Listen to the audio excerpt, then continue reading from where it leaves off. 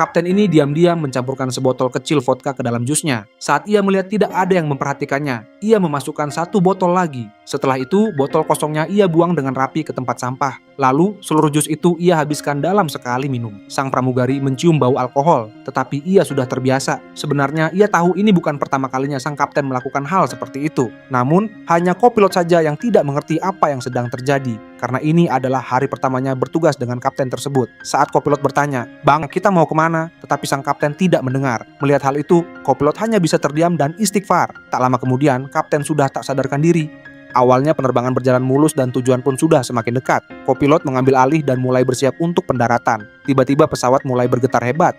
Penumpang dan kru panik. Saat itu kapten yang baru mulai sadar justru tampak sangat tenang. Kopilot menyadari ada masalah pada sistem elevator. Kapten berkata dengan santai kepada pramugari, "Tenangkan para penumpang, semuanya baik-baik saja." Namun detik berikutnya pesawat melakukan lompatan tajam ke bawah. Salah satu pramugari yang belum sempat duduk terlempar keluar dari kabin. Kopilot segera menarik tuas rem, tetapi pesawat tidak melambat. Semua orang menahan napas. Kapten langsung menghubungi ATC dan mengatakan, "Kami butuh pendaratan darurat." Tetapi dengan kecepatan jatuh seperti itu, peluang selamat hampir tidak ada. Kapten lalu berkata, "Buang semua bahan bakar." Kopilot segera melakukannya, tetapi tidak banyak membantu. Setelah mendapatkan izin dari ATC, tangki bahan bakar pun ikut dibuang. Namun efek sampingnya kunci kabin atas ikut terbuka. Seorang pramugari berusaha mengendalikan situasi, tetapi akibat guncangan ia pun pingsan. Pesawat kini jatuh lurus ke bawah. Saat itulah kapten membuat keputusan berbahaya. Ia mengatakan bahwa ia akan membalikan pesawat ini. Mata kopilot membelalak mendengar itu. Lalu kapten berkata kepada kepala pramugari, "Sampaikan pesan terakhirku kepada anakku."